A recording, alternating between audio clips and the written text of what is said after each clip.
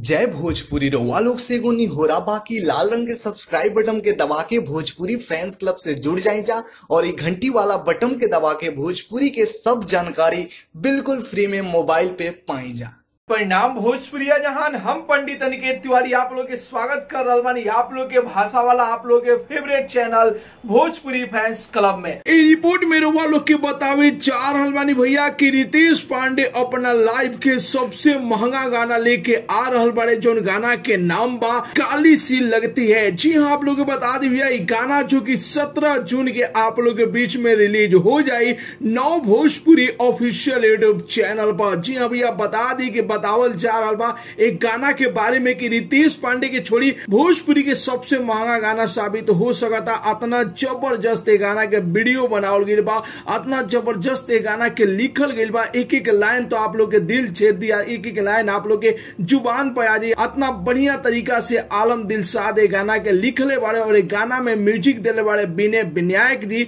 और एक गाना के डायरेक्टर बाड़े राकेश ठक्कर अक्का रक्का। जी हाँ भैया, बड़ा ही मशहूर डायरेक्टर हो चुकल बाड़े राकेश ठाकर जी, जो कि आप लोग इनका डायरेक्शन देखे कि मिली गाली सी लगती है गाना में, जो गाना नौ भोजपुरी ऑफिशियल यूट्यूब चैनल पर रिलीज हो रहा बा 17 जून के दिन। गाना के प्रोड्यूसर बाड़े राजेश गुप्ता जी। तो मिला जुला के बड़ा ही जबरदस्त टीम गाना में काम करे बिया और गाना के पोस्टर भी एगो यूनिक लाग रहा बा। अब पहला बार रितेश पांडे जो कि ऐसा लुक में आप लोग दिखाई दे रहा बाड़े, तो ऐसा बतावल जा रहा भैया गाना के टीम के तरफ से कि रितेश पांडे के लाइव के सबसे महंगा और लीक से हट के गाना बात जो कि भोजपुरी दर्शकन के खूब पसंद आवे वाला बात। तो आप लोग इंतजार करी जा 17 जून के आप लोग के बीच में गाना रिलीज हो जाये, वो भी डायरेक्ट वीडियो। तो भैया आप लोग के गाना के पोस्टर कैसा लागल और के रितेश पांडे के गाना गाली सी लगती है कि इंतजार कर रहा बा, अपन राय जरूर ही कमेंट बॉक्स में बताई जा और साथ ही साथ वीडियो के ज्यादा से ज्यादा लाइक करी जा, ज्यादा से ज्यादा शेयर करी जा